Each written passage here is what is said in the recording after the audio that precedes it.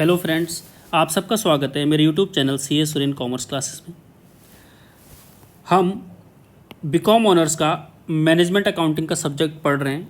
Chapter number 7 responsibility accounting, जिसके अंदर हम इसकी फर्स्ट क्लास ऑलरेडी कवर कर चुके हैं।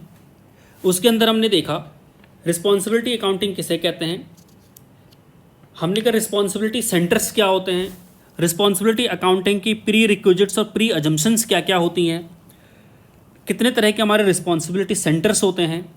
जैसे हम कह सकते हैं कॉस्ट सेंटर किसे कहते हैं, रेवेन्यू सेंटर किसे कहते हैं, प्रॉफिट सेंटर किसे कहते हैं, इन्वेस्टमेंट सेंटर्स किसे कहते हैं, रिस्पॉन्सिबिलिटी अकाउंटिंग का फीचर्स क्या है, रिस्पॉन्सिबिलिटी अकाउंटिंग का एडवांटेजेस क्या हैं, हम रिस्पॉन्सिबिलिटी अकाउंटिंग को कैसे कम कर सकते हैं, कैसे हम उसे रिस्पॉन्सिबिलिटी अकाउंटिंग को कैसे रीड कर सकते हैं, हम किसी व्यक्ति की कैसे रिस्पॉन्सिबिलिटी फिक्स कर सकते हैं, हम एक बड़े से बिजनेस एक लार्ज बिजनेस को हम सब यूनिट में डिवाइड करके कैसे हम यानी रिस्पॉन्सिबिलिटी फिक्स करते हैं, ये हमने उसके अंदर सीखा। साथ में हमने ये भी सीखा कि अगर हम मेज़र करते हैं डिविजनल परफॉर्मेंस, तो जो डिविजनल परफॉर्मेंस मेजर होती है उसका बेनिफिट्स क्या हैं और उसका नुकसान क्या है। आज हम ये देखेंगे कि जो हमारी यानी डिविजनल परफॉर्मेंस है, जो हम एक लार्ज बिजनेस को छोटे छोटे डिवीजन में डिवाइड करते हैं, चाहे उसे ब्रांच कह सकते हैं, उसे सब यूनिट्स कह सकते हैं, उनकी परफॉर्मेंस को कैसे मेजर किया जाएगा, कौन कौन से टेक्निक्स होंगी जिनके बेसिस पर हम उस पर्टिकुलर यूनिट का, पर्टिकुलर सब्सिडरी का या सब यूनिट का हम परफॉर्मेंस मेजर करेंगे। So today's topic is techniques used for measurement of divisional performance. It means समझते हैं इसे क्या है। एक हमारा बिजनेस है, it's a large business. Business का नाम है आरंभ लिमिटेड। बिजनेस का नाम है आरंभ लिमिटेड। हमने कहा ये हमारा बड़ा बिजनेस है, लार्ज बिजनेस है। अब हम इस बिजनेस को अगर टोटल लेवल पर देखें और चाहते हैं कि इसकी परफॉर्मेंस चेक करना चाहते हैं कि परफॉर्मेंस क्या है, तो टोटल लेवल पर इसकी परफॉर्मेंस करना पॉसिबल नहीं है, क्योंकि बिजनेस का जो साइज है वो बहुत ज़्यादा बड़ा है। It's very difficult to find out the performance. इसलिए इसका सॉल्यूशन ये है कि हम क्या करेंगे, जो हमारा बिजनेस है हम इसको छोटे छोटे डिविजन्स में डिवाइड करेंगे, और बहुत बड़े बिजनेस के अगर छोटे छोटे से डिवीजन होंगी, उन छोटे छोटे डिविजन्स को, मान लीजिए हर बिजनेस की 4 डिवीजन है, करेक्ट, हम इन चारों डिवीजन को एक एक करके स्टडी करेंगे, और जब एंड देखेंगे तो एंड में हम इन सबका कंसोलिडेशन कर देंगे। कंसोलिडेशन करने से ये पता लग जाएगा कि बिजनेस की ओवरऑल परफॉर्मेंस क्या है, करेक्ट। इससे क्या होगा, बिजनेस की ओवरऑल परफॉर्मेंस भी हम चेक कर पाएंगे और इंडिविजुअल परफॉर्मेंस भी चेक कर पाएंगे, particular department wise, particular unit wise, particular subsi wise. अब देखिए इससे क्या होगा, जब ओवरऑल परफॉर्मेंस देखी जाएगी तो ओवरऑल परफॉर्मेंस किस डिपार्टमेंट की वजह से या फिर किस यूनिट की वजह से ओवरऑल परफॉर्मेंस जो था, ये जो टारगेट था हमारा, हम उस टारगेट को अचीव नहीं कर पाए, कौन रिस्पॉन्सिबल होगा उसके लिए। क्योंकि बहुत बड़ा बिजनेस है, इसलिए उसका डिवीजन करना इंपॉर्टेंट था। बिना डिवीजन के ये चेक करना कि उसके लिए कौन रिस्पॉन्सिबल होगा, इट इज़ वेरी डिफिकल्ट। अब समझिए हमने क्या किया, इंडिविजुअल उसको अगर डिवाइड कर दिया है, तो इससे क्या होगा, जब हम परफॉर्मेंस चेक करेंगे तो हमें पता लगेगा कि कौन सी यूनिट्स रिस्पॉन्सिबल है हमारे टारगेट को मीट ना होने के। इट मीन्स अगर हमारा टारगेट मीट नहीं हुआ है तो विच यूनिट इज रिस्पॉन्सिबल, कौन सी यूनिट हमारे लिए रिस्पॉन्सिबल होगी जो कि हमारे टारगेट को मीट नहीं कर पाई। ठीक, अब पॉइंट ये आता है कि हम इसकी परफॉर्मेंस कैसे चेक करेंगे। The question is how will check the performance of an individual unit. जब हम एक बिजनेस की, पूरी बिजनेस की परफॉर्मेंस को मेजर करने में अगर हमें दिक्कत आती है, तो हम कहते हैं इसे छोटे छोटे से हम यूनिट्स बना के मेजर कर सकते हैं। But the question is how will measure the performance of this individual unit. अब हमें इस इंडिविजुअल यूनिट की कैसे हम परफॉर्मेंस मेजर करेंगे वो देखेंगे आज के हम लेक्चर में। हम कहते हैं टेक्निक्स, कौन कौन से टेक्निक्स यूज्ड होंगी for measurement of divisional performance. Now कौन कौन से टेक्निक हैं जिसके बेसिस पर हम डिविजनल परफॉर्मेंस, एक एक डिवीजन की परफॉर्मेंस मेजर करेंगे। सबसे पहले टेक्निक आती है हमारी standard versus actual, and this technique is known as variance analysis.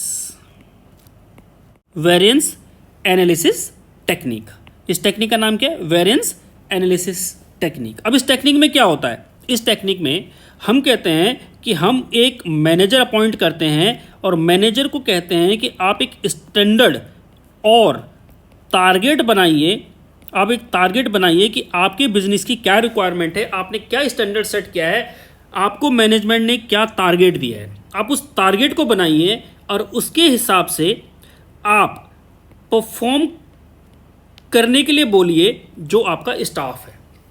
Staff को बोलिए कि आप इसके हिसाब से परफॉर्म करो, ठीक है जी। अब स्टाफ इसके हिसाब से परफॉर्म करेगा, जब स्टाफ परफॉर्म करेगा तो एट द एंड ये पता लगेगा कि स्टाफ ने एक्चुअल में कितनी अचीवमेंट की है। हमने उसे टारगेट क्या दिया था? हमने उसे टारगेट दिया था और उस टारगेट के हिसाब से उसने कितना अचीव किया, ठीक है जी। अब टारगेट वर्सेस एक्चुअल, और इस टारगेट को हम क्या कह सकते हैं? स्टैंडर्ड। स्टैंडर्ड वर्सेस एक्चुअल, इन दोनों में कंपैरिजन किया जाएगा। कंपैरिजन करने के बाद दो चीज़ें पता लगेंगी। पहली चीज़ कि जो हमारा टारगेट था और जो हमारा एक्चुअल है उसका मनी टर्म्स में कितनी वैल्यू है कि जो अचीव नहीं हो पाई। पहली चीज़, इट मीन्स पहली चीज़ हमें देखेंगे कि हमारे को जो फाइनेंशियल लॉस हुआ है इसको अचीव नहीं करने की वजह से वो कितना हुआ है। दूसरी चीज़ हम ये देखेंगे कि क्या क्या रीजंस थे, क्या क्या रीजंस थे जिसकी वजह से हम अपना जो टारगेट था वो अचीव नहीं कर पाए। वो रीजंस हमारे दो तरह से हो सकते हैं। एक रीजंस होगा हमारा कंट्रोलेबल रीजंस, एक होगा हमारा अनकंट्रोलेबल रीजंस, ठीक है जी।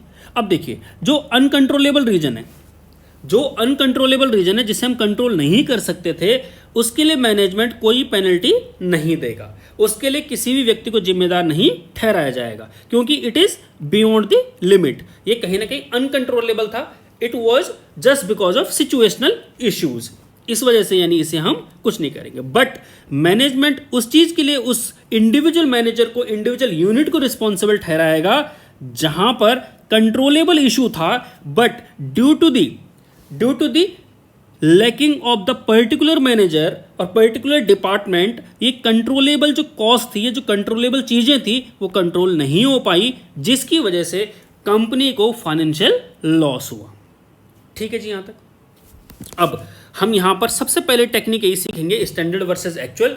स्टैंडर्ड वर्सेस एक्चुअल में क्या होता है? हम एक टारगेट फिक्स करते हैं, हम उसके हिसाब से अपना काम करते हैं, उस टारगेट के हिसाब से सारी प्रोसेस चलती है। जब हम actual at the end of the year, जब एक्चुअल को कंप्यूट किया जाता है और एक्चुअल को जब स्टैंडर्ड के साथ कंपेयर किया जाता है तो उसके अंदर दो पॉसिबिलिटी होती हैं। पहली पॉसिबिलिटी कि फाइनेंशियल लॉस कितना हुआ है, दूसरा लॉस होने का रीजन क्या है। तो जो हमारी फर्स्ट टेक्निक है किस चीज को मेजर करने के divisional performance, is standard versus actual, ठीक है जी। This is our first technique. We have covered our first technique and the name of first technique is variance analysis, ठीक है जी। Variance analysis, standard is compared with actual, target is compared with actuals, then we find out the variances. After finding out the variances, we have to find out the actual financial loss and the reason due to which this target is not achieved. Once we find out the reasons, then we find out two things, which are controllable regions and which are uncontrollable regions.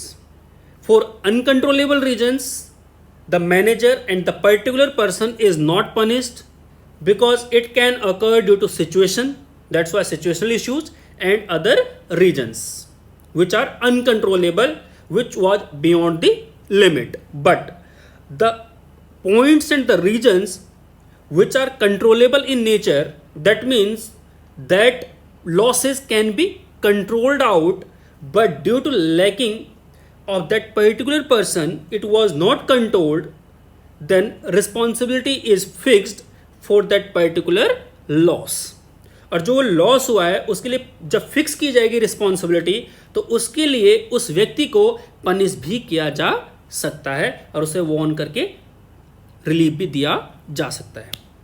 So we have covered the first technique, variance analysis. Now moving on, another technique, and another technique is profit center technique. So in this technique what we find out, हम कहते हैं कि हम individual जितने भी हमारे divisions हैं, जितनी भी हमारी डिविजन्स हैं, हम सब डिविजन्स का प्रॉफिट एंड लॉस कैलकुलेट करते हैं.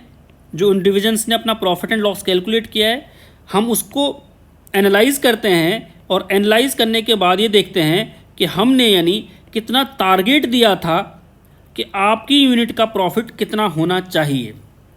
क्योंकि प्रॉफिट सेंटर है, प्रॉफिट सेंटर है तो वहाँ पर क्या होगा, कॉस्ट भी देखी जाएगी, वहाँ पर रिवेन्यू भी देखी जाएगी. जब वहाँ पर दोनों चीज़ें होंगी तो हम पर्टिकुलर यूनिट को, पर्टिकुलर डिपार्टमेंट को हम क्या करेंगे, उसको टारगेट प्रोवाइड करेंगे कि आपका प्रॉफिट इतना होना चाहिए, जस्ट बिकॉज कि हमारी वहाँ पर इतनी क्वांटिटी सेल आउट होती है, हमारा उतना मार्केट शेयर है वहाँ पे. इट मीन्स इंडिविजुअल यूनिट को टारगेट दिया जाएगा कि आपका प्रॉफिट कितना होना चाहिए. और जब ये टारगेट अचीव नहीं होता है उस केस में यानी उस पर्टिकुलर यूनिट को पनिश किया जाएगा कि ये लॉस हुआ है तो क्यों हुआ है, जो हमारा टारगेट था वो अचीव क्यों नहीं हुआ. बट इसके अंदर एक खामी है, इसके अंदर एक लिमिटेशन ये है कि जब सेंट्रल ओवरहेड होते हैं, ऐसे खर्चे जो कि पर्टिकुलर डिपार्टमेंट के नहीं होते हैं, ऐसे खर्चे जो कि एज एन ऑर्गेनाइजेशन होता है, जब वो एज ए ऑर्गेनाइजेशन वो खर्चा होगा, उस केस में इशू आता है कि वो खर्चा कौन बियर करेगा. तो ये कह सकते हैं कि there is a lacuna in this method, in this technique, but we can use the technique as a profit centre. उस प्रॉफिट सेंटर को हम एज अ टेक्निक मान सकते हैं और इंडिविजुअल यूनिट का प्रॉफिट एनालाइज करके, प्रॉफिट कंपेयर करके टारगेट से देखा जाता है कि उन्होंने कितना अचीव किया है और उसके बाद डिसाइड किया जाता है कि उनकी परफॉर्मेंस क्या है. बट सबसे बड़ा लैकुना क्या है इसमें कि जो कुछ खर्चे ऐसे होंगे, जो कॉमन खर्चे होंगे, जो कि सारे लोगों के लिए होंगे, कहीं ना कहीं उसका अपोर्शनड खर्चा किसी पर्टिकुलर यूनिट को ट्रांसफ़र किया जाएगा. हो सकता है कि उतना खर्चा उस यूनिट का नहीं हो, या हो सकता है कि उस यूनिट का खर्चा उससे ज़्यादा हो. तो कह सकते हैं कि जो उनका प्रॉफिट होगा वो प्रॉफिट रिलायबल नहीं हो सकता है for the purpose of performing और for the purpose of checking the divisional performance. Correct? This is our second technique.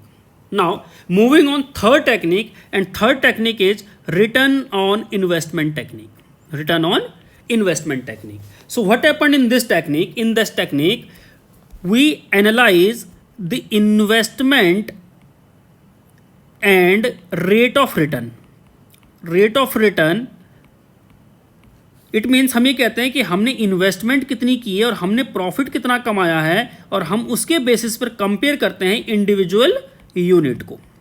Example के तौर पे समझते हैं, हमने का एग्जाम्पल समझते हैं कि एक ऑर्गेनाइजेशन को मिस्टर ए, एग्जाम्पल के साथ समझते हैं कि ए यूनिट जो है, ए यूनिट को मान लीजिए 2 लाख का प्रॉफिट होता है, करेक्ट, एंड बी यूनिट को प्रॉफिट होता है 1 लाख रुपए का.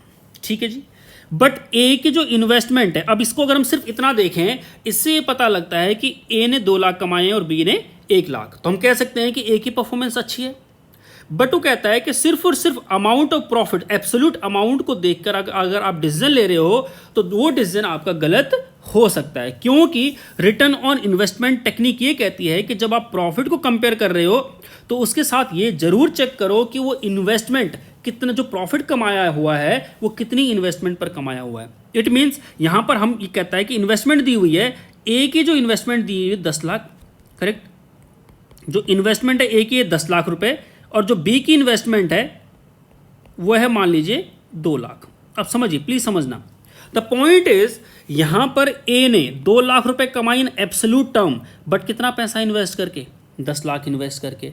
यहां पर बी ने 1 लाख रुपए कमाया, कितना इन्वेस्ट करके, सिर्फ 2 लाख इन्वेस्ट करके. इट मीन्स अगर हम एब्सोल्यूट टर्म में देखें तो ए अच्छा परफॉर्म कर रहा है, बी अच्छा परफॉर्म नहीं कर रहा है. But in terms of return on investment अगर हम ROI के रिस्पेक्ट में देखें तो ये कह सकते हैं कि इसने 2 लाख रुपए कमाया 10 लाख लगा के, दैट इज 20%, एंड बी ने 1 लाख कमाया सिर्फ 2 लाख लगा के, दैट इज 50%. तो कहीं ना कहीं ये कह सकते हैं कि बी की परफॉर्मेंस ज़्यादा बेटर है as compare to A. So this is our third technique. With this हम कह सकते हैं कि बी की परफॉर्मेंस अच्छी है ए के कंपेरेटिवली. तो this is our third technique. With this technique we can analyse the performance of an individual department. Now moving on last technique and the fourth technique is residual income. Residual income technique, this is RI. ठीक, RI technique. Understanding the meaning of residual income. Residual income किसे कहते हैं वो समझते हैं. देखिए, हम कहते हैं कि ये हमारा लार्ज बिजनेस है. इस लार्ज बिजनेस में हम कहते हैं कि हमारे पास डिफरेंट डिविजन्स हैं. There are so many divisions. Correct. जब सारे डिविजन्स हैं तो हम इस बिजनेस में मान लीजिए इसके अंदर 10,000 करोड़ का बिजनेस है. करेक्ट. ये हमारी इन्वेस्टमेंट है. इनिशियल इन्वेस्टमेंट हमने 10,000 करोड़ लगाया. मान लीजिए हमने 2,000 करोड़ इसमें लगाया, 1,000 करोड़ इसमें लगाया, 3,000 करोड़ इसमें लगाया, 1,500 करोड़ इसमें लगाया एंड 2,500 करोड़ इसमें लगाया. ठीक है जी, दिस इज आवर इन्वेस्टमेंट. अब प्लीज़ समझना रेजिडुअल इनकम का meaning.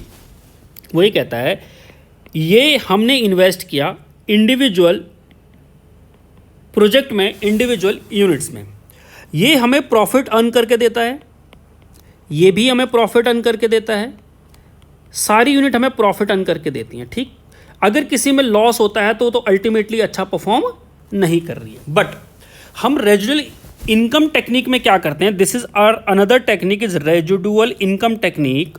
Under this technique what we do, हम कहते हैं कि आप अब ये बताइए कि आपका प्रॉफिट कितना हुआ है. ठीक है जी, इंडिविजुअल यूनिट ने प्रॉफिट कमा के दिखाया अपना. फिर हम ये कहते हैं कि मान लीजिए अगर ये पैसा है, अगर ये पैसा हमने कहीं से लोन लिया है, कहीं से कर्जा लिया है, उस पर हम इंटरेस्ट पे कर रहे होंगे. और अगर हमारा अपना पैसा है तो अगर हम इसे बैंक में जमा करते तो कहीं ना कहीं हमें इंटरेस्ट मिलता. That means opportunity cost. वही कहता है इसमें से हम माइनस करेंगे अगर हमने लोन लिया है तो जो हम उस पर इंटरेस्ट पे कर रहे हैं, और अगर हमारा खुद का पैसा है तो हम इसमें से अपॉर्चुनिटी कॉस्ट. इट मीन्स अगर ये पैसा हम कहीं इन्वेस्ट करते तो हम कितना कमा सकते थे. ठीक है जी, तो 2,000 करोड़ इन्वेस्ट करके हम कितना कमा सकते थे वो, या फिर जो 2,000 करोड़ हमने लिया हुआ है कर्जा उस पर हम जो इंटरेस्ट पे कर रहे हैं वो, उसे हम माइनस करेंगे और ये देखेंगे कि हमारा यानी एक्चुअल में रेजिडुअल इनकम कितनी है. This is called residual income. Correct. इसी तरह हम हर किसी के लिए रेजिडुअल इनकम निकालेंगे और रेजिडुअल इनकम से हम यानी ये चेक करेंगे कि किस डिपार्टमेंट की, किस यूनिट की और किस प्रोजेक्ट की परफॉर्मेंस अच्छी है जो कि हमारे टारगेट को मीट कर रही है. मान लीजिए अगर ये पॉजिटिव आता है और स्ट्रांगली पॉजिटिव आता है, इट मीन्स ये हमारे परफॉर्मेंस को अचीव करती है. कितना अचीव करती है, it is again the based on target, कि टारगेट क्या था. बट पॉइंट इज कहीं ना कहीं उससे ये पता लग जाएगा कि ये अचीव हुआ है टारगेट या नहीं हुआ है. मान लीजिए ये भी पॉजिटिव आ जाता है, ये भी पॉजिटिव आ जाता है और ये नेगेटिव आ जाता है, और ये बिल्कुल नेगेटिव आता है बट मार्जिन पे नेगेटिव आता है. इसमें बहुत ज़्यादा ह्यूज गैप है. इट मीन्स कहीं ना कहीं ये हमारे को नुकसान पहुंचाता है. कहीं ना कहीं इसमें भी लॉस है, बट इसमें इतना लॉस है कि हम ये कह सकते हैं कि हमारा टारगेट थोड़ा सा रह गया but it is not fully achieved. But in तीनों में क्या है, अचीव्ड है. बट अगर हम ओवरऑल पिक्चर देखें तो हो सकता है ओवरऑल पिक्चर हमारी पॉजिटिव आ रही हो सकता है कि ओवरऑल पिक्चर हमारी नेगेटिव आ रही हो. तो this is our fourth technique, residual income technique. इसके अंदर हम ये देखते हैं कि हमने जितनी इन्वेस्टमेंट की थी, अगर हम उतना पैसा कहीं और इन्वेस्ट करते, या फिर जितना पैसा हमने लोन पर लिया है, जितनी कैपिटल हमने लोन पे ली है, अगर हम उसका इंटरेस्ट पे करते तो बिफोर इंटरेस्ट जो प्रॉफिट निकला है और उसमें से जब माइनस करेंगे cost of capital that is interest, और हम फिर कंपेयर करेंगे प्रॉफिट को कि कितना हमारा प्रॉफिट हुआ है, and then we find out कि क्या ये हमारा पॉजिटिव है या नेगेटिव है. दैट मीन्स क्या हमने अपना टारगेट अचीव किया है या नहीं किया है. जैसे ही हम ये कंपैरिजन करते हैं then we can find out the performance of individual division. तो this is our fourth technique. So these 4 techniques we used, ये चारों के चारों टेक्निक हम यूज करते हैं. First one is variance analysis technique, another one is profit center, another one is return on investment, and last one is residual income technique. ठीक है जी, इसको एक बार रीड आउट कर लेते हैं. सबसे पहले कहता है techniques use for measurement of divisional performance. कह रहा basic objective of responsibility accounting is to measure the divisional performance so as to determine the contribution of each divisions in the total performance of the company. It means company की जो total performance है उसमें individual division का, individual department का क्या role है. This provides a basis for evaluation of performance of each division and fixation of responsibility for various of the mark performance. It means हम क्या करेंगे, सारा इवेल्यूशन करेंगे, परफॉर्मेंस चेक करेंगे, हर डिवीजन का परफॉर्मेंस चेक करेंगे और उसके बाद ये देखेंगे कि जो हमने टारगेट दिया था तो कितने लोगों ने अचीव किया और कितने लोगों ने अचीव नहीं किया. इट मीन्स कितने डिपार्टमेंट ने अचीव किया, कितने डिपार्टमेंट ने अचीव नहीं किया, जिससे कि जो ऑफ द मार्क होंगे, ऑफ द मार्क मीन्स जो अचीव नहीं कर रहे होंगे, हम उनकी रिस्पॉन्सिबिलिटी फिक्स करेंगे और कहेंगे कि आपकी वजह से कहीं ना कहीं हमें ये लॉस हुआ है. For that there could be a possibility कि उनको पनिशमेंट दी जाए. आगे कहता है various techniques are used for measurement of divisional performance. वो क्या क्या है? सबसे पहले कहता है वेरिएंस एनालिसिस. वेरिएंस एनालिसिस क्या होता था? जहां पर हम एक्चुअल परफॉर्मेंस को अपने स्टैंडर्ड के साथ, बजट के साथ कंपेयर करते हैं, टारगेट के साथ कंपेयर करते हैं और ये ढूंढते हैं कि क्या वजह रही है और कितना लॉस हुआ है जिसकी वजह से हमारा ये परफॉर्मेंस मीट नहीं हुई है. जैसे ही वो होगा उसके बाद क्या करेंगे, जब हमें रीजन मिल जाएंगे उसके अंदर हम देखेंगे कंट्रोलेबल है, अनकंट्रोलेबल है. अगर अनकंट्रोलेबल है तो कोई इशू नहीं है, बट अगर कंट्रोलेबल है तो उसके ऊपर क्या करेक्टिव मेजर्स लिए जाएंगे इन फ्यूचर कि वो दोबारा अगर ना हो और जिसकी वजह से लॉस हुआ है उसकी रिस्पॉन्सिबिलिटी फिक्स की जाए. In this technique actual performance compared with the standard और budget performed and any variance between the two is analyzed to know the causes so that responsibility can be established, fixed and corrective actions may be taken. Another technique is profit.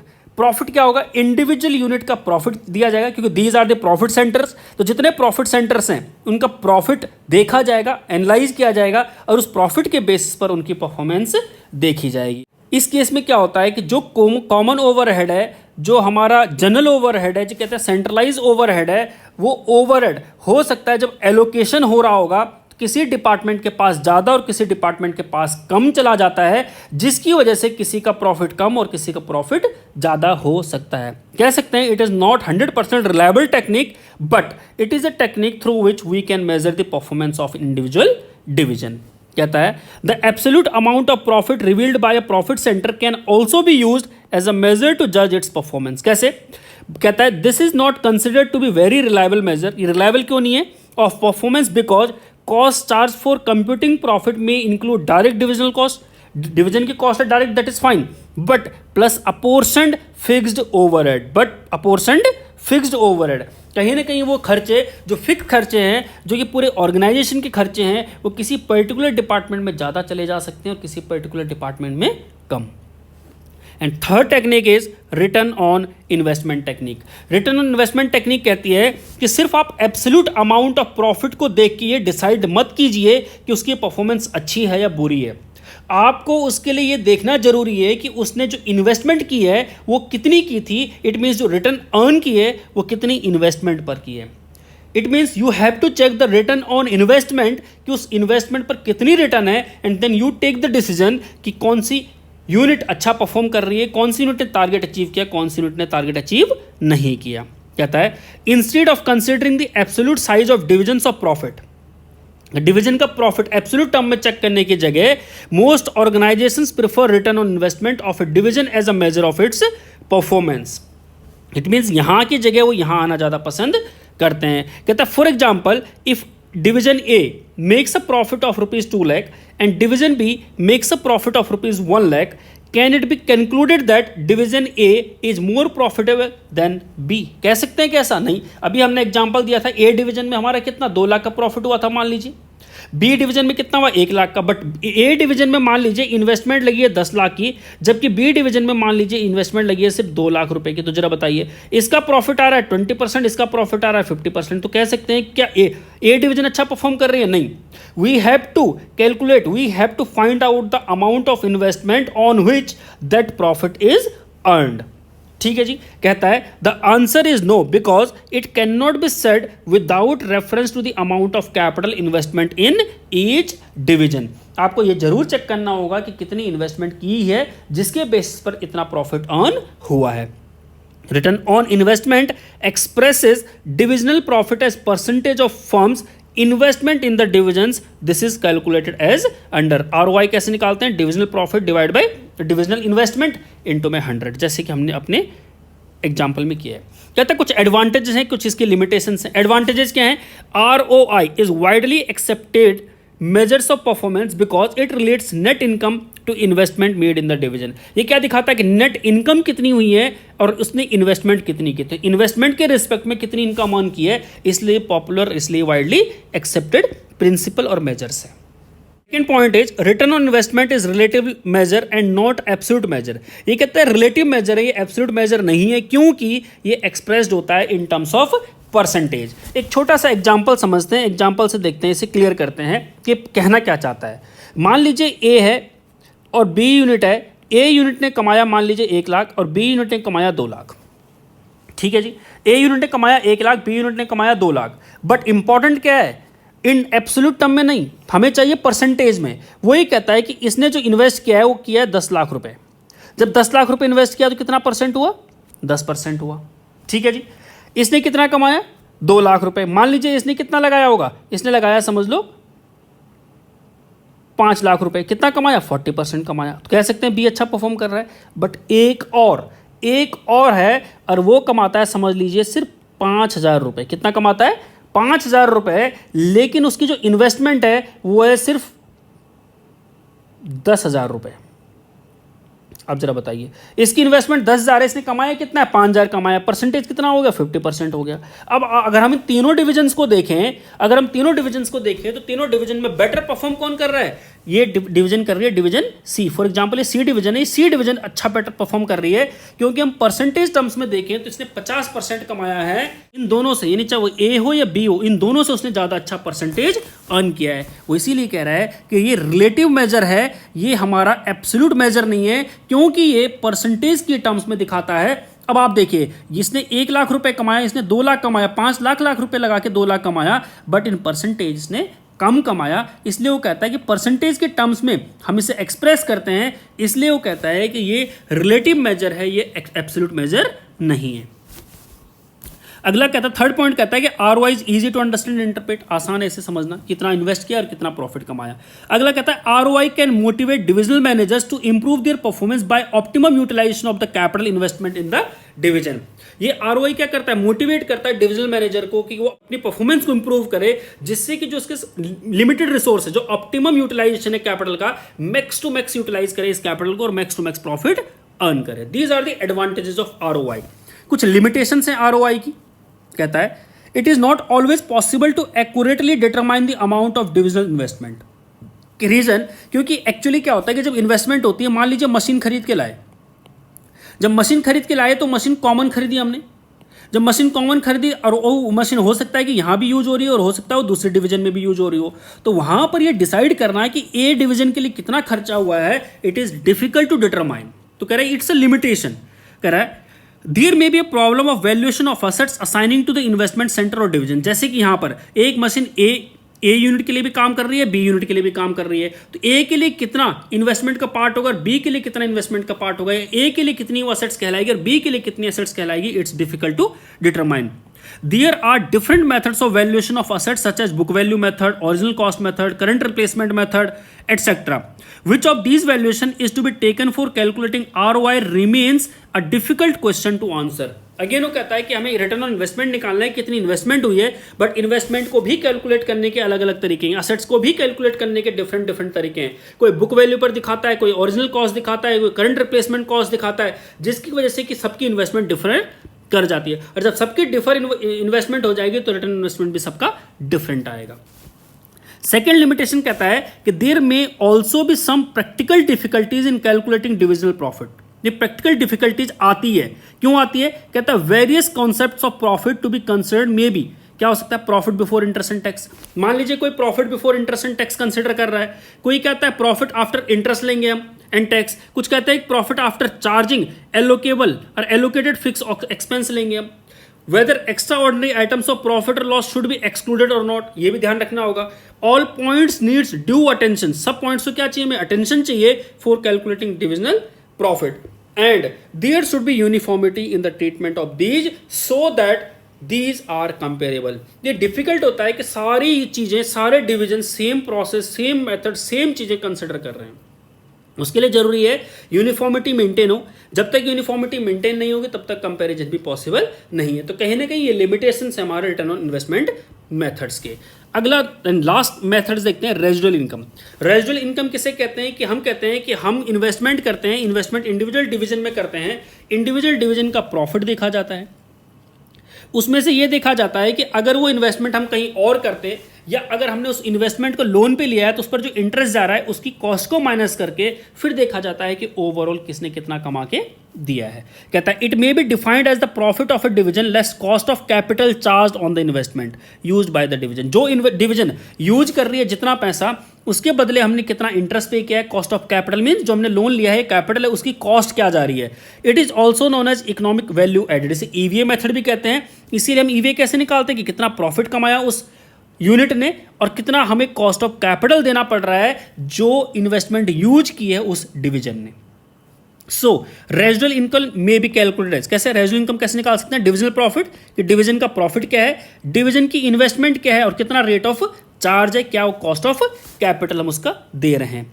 इसके कुछ advantages हैं, कुछ limitations हैं। Advantages देखते हैं, कह रहे residual income methods has the advantage of showing division's ability to earn more than the cost of capital. पहली चीज ये एडवांटेजेस है कि अगर वो प्रॉफिट अर्न करके दे रहा है इससे ये पता है कि डिवीजन हमारा ज्यादा कमाती है जितना कि हम कॉस्ट पे कर रहे हैं। आगे कहता है any additional investment in a division will be accepted if it increases the residual income. हम क्या करेंगे और एडिशनल इनकम की अगर मान लीजिए रिक्वायरमेंट है डिवीजन को तो हम उसे और देंगे, हम उसे एक्सेप्ट करेंगे क्योंकि वो कहीं ना कहीं हमारा रेजिडुअल इनकम को इंक्रीज करता है। That is if it yields an income which is higher than the cost of capital, it means हम उसे और इन्वेस्टमेंट करने के लिए कहेंगे, हम कहेंगे आपके ऊपर हम और पैसा लगाना चाहते हैं और डिवीजन में इन्वेस्ट करना चाहेंगे क्योंकि जो हमारी कॉस्ट ऑफ कैपिटल है वो उससे हमें ज्यादा कमा कर देती है।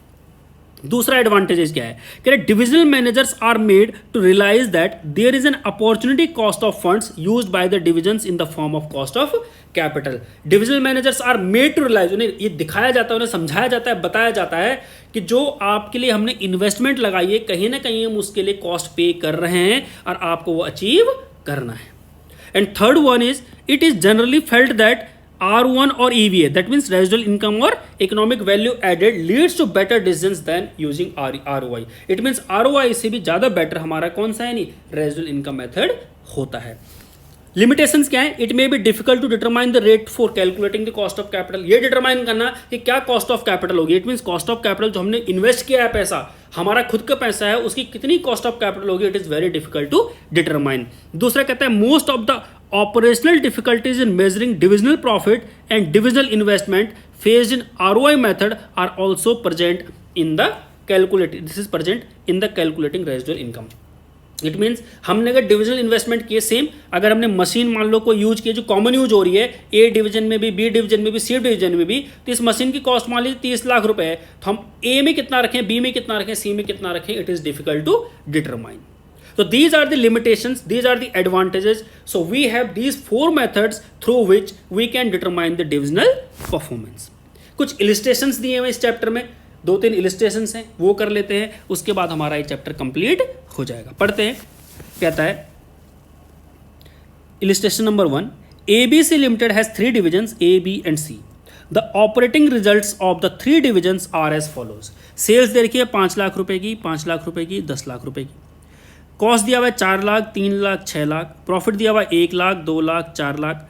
इन्वेस्टमेंट दिए 3 लाख, 5 लाख और 15 lakh. Please understand, you are required to determine ROI। सबसे पहले रिटर्न ऑन इन्वेस्टमेंट निकालना है तीनों डिविजन्स के लिए और रैंक करना है कि उनकी परफॉर्मेंस क्या है। जरा अगर हम इसमें देखें तो हमने यहाँ पर प्रॉफिट कमाया 1 लाख, कितना लगा के, 3 लाख लगा के। इसने कमाया प्रॉफिट 2 लाख, कितना लगा के, 5 लाख लगा के। इसने कमाया प्रॉफिट 4 लाख, कितना लगा के, 15 लाख लगा के। तो अगर हम इसका सॉल्यूशन देखें, अगर इसमें परसेंटेज निकालें तो ROI सबसे पहला मेथड है ROI। 1 lakh divide by 3 lakh into में 100, दैट इज 33.33%। ठीक है जी।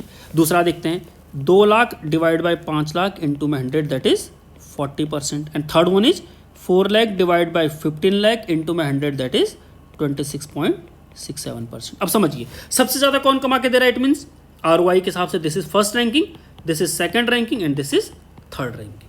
तो फर्स्ट पार्ट हो गया। दूसरा पार्ट कहता है डिटरमाइन द रेजिडुअल इनकम, आपको रेजिडुअल इनकम निकालनी है ऑफ 3 इन्वेस्टमेंट एंड मान के चलिए कि जो कॉस्ट ऑफ कैपिटल वो कितना है 15%। चलिए जी, हमें प्रॉफिट कितना दिया हुआ 1 लाख, 2 लाख और 4 लाख। ठीक है जी, अब देखते हैं पहले केस में हमारा, दूसरा केस और तीसरा केस, प्रॉफिट हमें कितना दिया हुआ है। पहले केस का प्रॉफिट है 1 लाख, दूसरे का है 2 लाख और तीसरे का है 4 लाख। ठीक है जी, अब पहले में इन्वेस्टमेंट दी है 3 लाख, तो जरा बताओ हमारा कॉस्ट ऑफ कैपिटल कितना हो गया। 3 लाख पे 15%, 3 लाख का कितना 15%। ठीक है जी, ये हो गया कॉस्ट ऑफ कैपिटल। दूसरे केस में कितना है 5 लाख का 15%। ठीक है जी, एंड लास्ट केस में क्या है 15 लाख का 15%। ठीक है जी, इसमें कितना आ गया, पहले केस में आ गया 3 लाख का 15% 45,000, दूसरे केस में आ गया 75,000, तीसरे केस में आ गया 2,25,000। माइनस करके देखते हैं अभी कितना आ रहा है। तो हमारा प्रॉफिट था 1 लाख, 45,000 हमारी नहीं कॉस्ट ऑफ कैपिटल आ गया, तो हमारा जो रेजिडुअल इनकम आ गई वो कितनी आ गई, वो आ गई हमारी 55,000। ठीक है जी, यहाँ पर 2 लाख में से 75,000 गया तो 1,25,000, यहाँ पर 4 लाख में से 2,25 गया तो कितना बचा 1,75,000। तो अगर हम देखें तो first, second and third. So this is the method of residual income. तो we have covered first question, जहां पर हमें पूछा था कि आरओआई के बेसिस पर रैंकिंग कीजिए, और दूसरा हमें कहा था कि इसके अंदर रेजिडुअल इनकम के हिसाब से रैंकिंग कीजिए। इलिस्ट्रेशन नंबर 2, सेकंड इलिस्ट्रेशन देखते हैं। Expro limited has 3 divisions, division X, division Y and division Z. It is considering to make additional investment in one of the divisions. The relevant information is given below. ये दे रखिए, additional investment दे रही है 5 लाख, सब में 5 लाख हम additional लगाना चाहते हैं। नेट प्रॉफिट दिया हुआ है 70,000, 65,000 और 85,000। करंट आरओआई दिया है 15%, 16% एंड 14%। कह रहा है कॉस्ट ऑफ कैपिटल है 12%। कह रहा है किस डिवीजन में पैसा लगाएं। हमारे पास 2 मेथड्स होते हैं। Method number 1 cost of capital. Cost of capital method से देखते हैं कि हम कितना कैलकुलेट करते हैं। कॉस्ट ऑफ कैपिटल का फॉर्मूला होता है profit divide by investment into 100। जरा बताइए पहले केस में कितना, वो ये कहता है कि पहले केस में हमने प्रॉफिट कमाया 70,000, इन्वेस्टमेंट थी हमारी 5 लाख इनटू में 100। दूसरे केस में कहता है कि हमने कमाया 65,000, investment again 5 lakh into 100। And तीसरे केस में कहता है 85,000 डिवाइड बाय 5 लाख इनटू में 100। ठीक है जी, ये कहता है कि हमने यहाँ पे 14% कमा के दिया, 13% कमा के दिया और 17%। ठीक है जी, जबकि ये कहता है कि करंट जो हमारा चल रहा है कितना 15% रिटर्न मिल रही है, और यहाँ पर 14% कमा रहा है। बताओ हो गया गलत। हम कहते हैं कि हमारी जो रिटर्न ऑफ इन्वेस्टमेंट कितनी है, करंट आरओआई 15% है, और ये हमें कितना, ये नहीं प्रॉफिट कमा के दे रहा है 14%। ये तो कुछ फायदेमंद बिजनेस नहीं है। यहाँ पर ये कह रहा है कि हम अभी करंट आरओआई हमारा 16% है और 13% कमा के दे रहा है, ये भी फायदेमंद बिजनेस नहीं है। यहाँ पर कहता है कि करंट आरओआई 14% है, लेकिन अगर हम एडिशनल इन्वेस्टमेंट जेड में लगाते हैं तो ये हमें 17% कमा कर देगा। तो बताओ क्या अभी हम करंट जो इन्वेस्टमेंट हमारी 14% वहाँ इन्वेस्ट करने से बढ़िया हम एक्स में लगा, जेड में लगा देंगे, हमें 17% कमा के देगा। तो वो यही कहता है कि हम यहाँ पैसा इन्वेस्ट करेंगे जिससे कि हमें ज़्यादा से ज़्यादा रिटर्न मिले। दूसरा मेथड देखते हैं, रेजिडुअल इनकम मेथड क्या कहता है। रेजिडुअल इनकम मेथड में हम क्या करते हैं, ये देखते हैं कि कंपनी का प्रॉफिट कितना है, X, Y and Z. Profit कितना दिया हुआ है 70,000, 65,000 एंड 85,000, और इसमें से माइनस करते हैं हम कि कॉस्ट ऑफ कैपिटल क्या है। 5 लाख की कैपिटल इन्वेस्टमेंट की है, और वो कहता है कॉस्ट ऑफ कैपिटल है 12%। कॉस्ट ऑफ कैपिटल कितना है 12%। जब सबका 12% है तो कितना हो जाएगा, ये हो जाएगा 12 पंजे 60, 60,000। ये कितना हो जाएगा, ये भी 60,000 और 60,000। इट मीन्स यहाँ पर हमने 10,000 का प्रॉफिट कमाया रेजिडुअल इनकम, यहाँ पर हमने कितना, यानी 5,000 का प्रॉफिट कमाया, और यहाँ पर हमने 25,000 का प्रॉफिट कमाया। अगेन रेजिडुअल इनकम भी कहती है कि आपको जेड प्रोजेक्ट में पैसा लगाना चाहिए, क्योंकि वहाँ पर आपको मैक्सिमम प्रॉफिट मिल रहा है। ठीक है जी, दीज आर, ये हमारी दोनों टेक्निक थी, इसके बेसिस पर हम परफॉर्मेंस चेक कर सकते हैं। Now moving on, illustration number 3। Illustration number 3 कहता है the food division of South Macdown food shows the following results for the year ended 31 March 2016। Turnover, sales दे रखी है 80 लाख की, मटेरियल 21 लाख का है, लेबर 6,60,000, प्रोडक्शन ओवरहेड 6 लाख रुपए दिया है। अपोर्शन ग्रुप कॉस्ट, देखो सारी कॉस्ट है, ग्रुप कॉस्ट है 6,40,000, टोटल कॉस्ट आ गई 40 लाख। अदर डिविजनल इन्फॉर्मेशन क्या क्या दे रखी हैं, कहता है 130 लाख रुपए की उसकी यानी फिक्स इन्वेस्टमेंट है, वर्किंग कैपिटल है 30 लाख की, इसलिए टोटल उसकी होगी 1,30,000 160 लाख की इन्वेस्टमेंट होगी।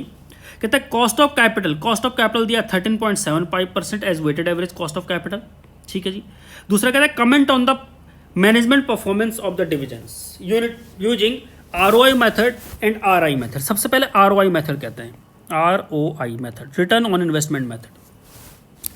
रिटर्न ऑन इन्वेस्टमेंट मेथड कहता है कि हम कितना इन्वेस्ट कर रहे हैं उसके ऊपर हमारी कितनी रिटर्न मिल रही है, ठीक है जी। चलो चेक करते हैं। यहां पर वो कहता है कि 80 लाख रुपए की सेल है, 40 लाख की कॉस्ट है, तो जरा बताओ सेल्स माइनस कॉस्ट क्या निकला, प्रॉफिट। तो 40 लाख का हमारा प्रॉफिट आ गया। कितनी इन्वेस्टमेंट की हमने, इन्वेस्टमेंट की हमने 160 लाख की, तो परसेंटेज के टर्म में कितना आ गया ये 25%। सो वी कैन से कि कहीं ना कहीं 25% अगर अर्न कर रहा है बिजनेस तो it's a quite satisfactory rate of return. But अगर हम इसे सिंपल सा कंपैरिजन करें तो कह सकते हैं कि हम 80 लाख रुपए की सेल कर रहे हैं 160 लाख रुपए की इन्वेस्टमेंट करके। कहीं ना कहीं ये कहता है कि जो हमारी सेल्स है वो हमारी इन्वेस्टमेंट का आधा है, which is unsatisfactory, but return जो हमें मिल रहा है it is satisfactory. Second one is residual income method. Residual income method कहता है कि आप प्रॉफिट चेक कीजिए, प्रॉफिट इसका आ रहा है 40 लाख, प्रॉफिट है इसका 40 लाख, ठीक है जी। वही कहता है कि आप इसमें से लेस कीजिए cost of capital. Cost of capital means कि जो आपने इन्वेस्टमेंट की है उसका कॉस्ट ऑफ कैपिटल कितना है। तो हमने कहा 160 लाख रुपए की इन्वेस्टमेंट की है, 13.75% कितना हो जाएगा, ये हो जाएगा इसका 22 लाख, ठीक है जी।